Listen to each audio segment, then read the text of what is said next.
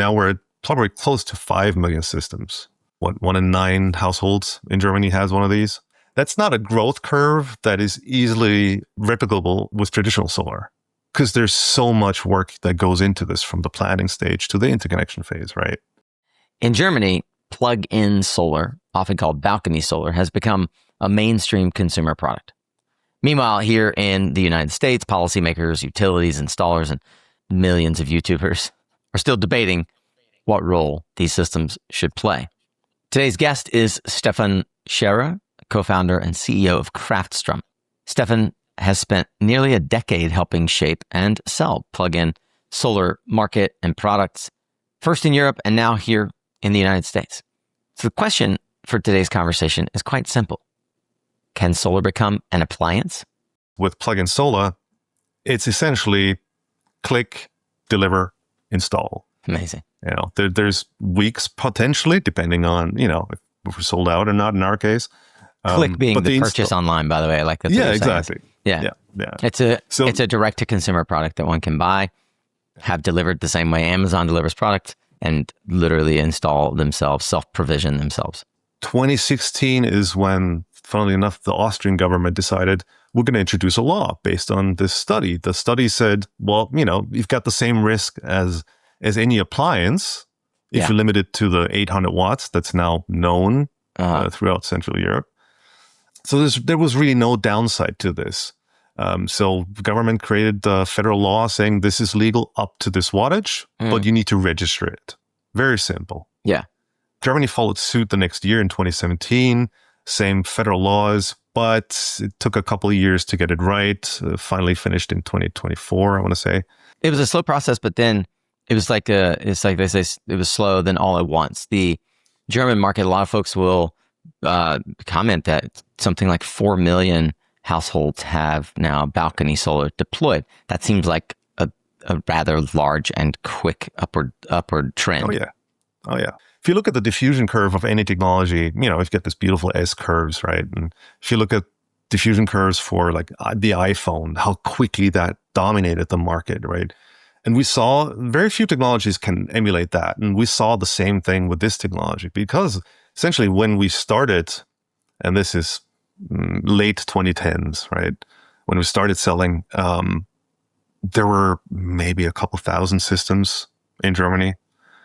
Within 3 years, once 2022 hit with the Ukraine war, it ballooned. I mean, it was crazy. And we went from a couple thousand installed systems to over 1 million within, 2-3 years.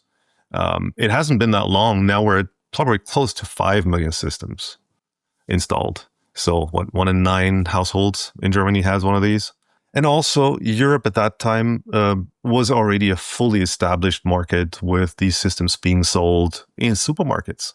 Yeah. A large chunk of our solar panels ended up in like Home Depot, the equivalent of Home Depot or supermarkets. Right. Essentially. Yeah, you mentioned Lidl was selling to Aldi. Lidl is now selling very aggressively in the UK also. Wow. Plug-in solar, plug-in batteries. Yeah. You can walk in and get your groceries and a solar system all at once. You can literally carry it out, put it in the trunk of your car, drive off, and you've got it installed in an hour at home. It's fantastic. And that's the idea. It's pure democratization of this technology, of renewable power. If you think about the German market in particular, let's just focus on that. What do you think were the 2 to 3 decisions that Germany got right? They got absolutely right that they needed to simplify the registration process. Mm-hmm. Even though you didn't need a full-on interconnection agreement in the beginning, there were 2 governmental entities you needed to notify. Mm-hmm. So that alone was way too much work. Yeah. So registration process. Yeah, most people don't register products with the manufacturer, let alone with the utility, right? This is as I started researching this, I'm like, wait, how does this actually get done? And I remember in 2006 timeframe when the California Energy Commission needed a homeowner to go through this whole process to get these rebates that were coming back to them. The installer effectively did the work for the homeowner. Yeah. But I'm fascinated by this registration process generally because effectively, and what I've heard you say and what I've read and some other things that we'll bring into the conversation, this registration with the utility is one of the things that makes the utility confident that things are being done right so that they can say, okay, rubber stamp, green light, go for it. Exactly. Yeah. So they kind of want to know this for two reasons. One is load management. So a utility rightfully says, well, I want to know if someone is exporting solar power and there's no interconnection contract, like how much is it going to be max? So I can plan for this. Yeah. On the other hand, what they're installing, is that safe? Like, how do we know? And then if you register the system, then you know by name, okay, well, this system has certifications. It passes all the regulatory tests. Yeah. So we embrace this. Like we say, yes, there should be a registration process. There shouldn't be an interconnection agreement required. That's unnecessary because honestly, most people don't want to export anyway. I think 99% of our customers don't. They dropped the safety plug requirement. Okay. That was another one that simply just wasn't accepted by the market.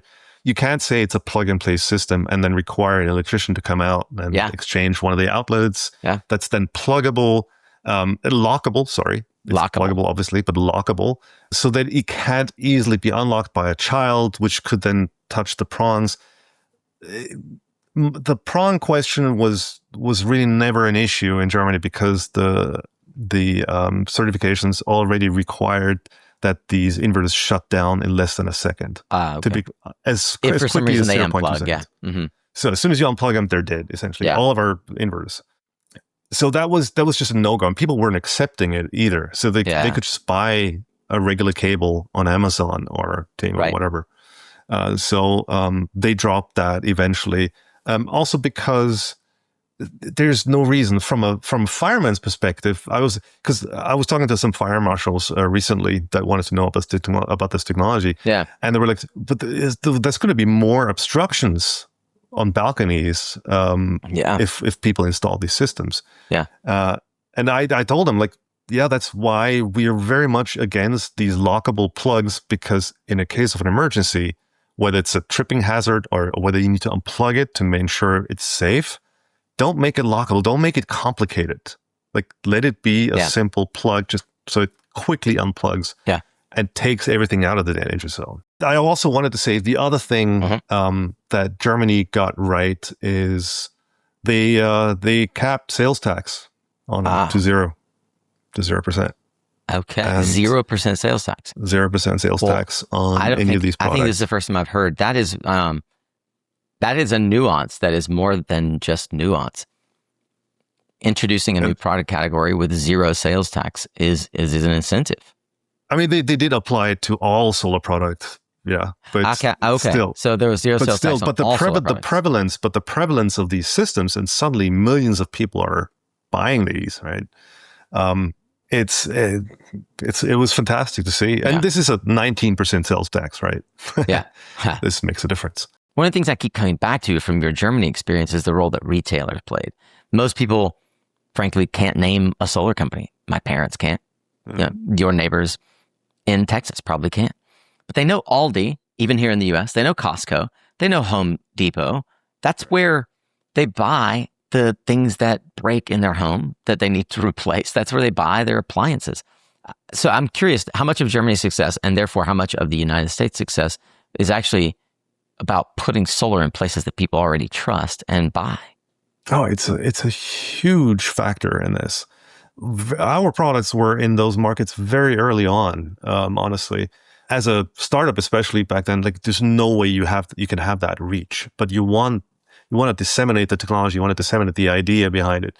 So it's a natural progression in the market that if it's an appliance, it'll be sold as an appliance. It'll be sold as an appliance with online retailers. It'll be sold as an appliance physically in the shop. So you can pick it up and, at Costco on the way out, pick up a solar system, install it, and have it run in a few hours.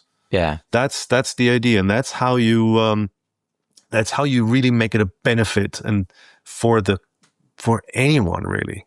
That's how we democratize a technology, is by putting it in front of everyone and making it easy to purchase and easy to install. And like I said, it's essentially an appliance. That's how we need to treat it. That's how we need to regulate it. Any appliance that uses a lot of electricity, whether it's a hairdryer, a toaster, a microwave oven, or whatever, has risks associated. doesn't mean that we should stop using them. And we're pulling in customers from the traditional solar industry, definitely, yeah. But we're also pulling in customers that would have never been customers for traditional solar. That's why it grew so quickly in Europe, and that's why it's going to grow very similarly in the United States. Well, Solar Warrior, that's a wrap on today's conversation with Stephan Scherer of Craftstrom. What I found most interesting wasn't any particular product or policy debate. It's the realization that Germany's balcony solar success, it didn't come from a breakthrough technology. It happened because an entire ecosystem, regulators, utilities, retailers, and consumers, gradually made solar simpler to buy, to understand, more accessible, with companies like Craftstrom, frankly, more beautiful. Whether plug-in solar ultimately becomes a niche product, bridge product, or a mainstream consumer appliance in the United States remains to be seen. But one thing feels increasingly clear. The question is no longer whether people want more control over their energy. The question is how simple we're willing to make it for them.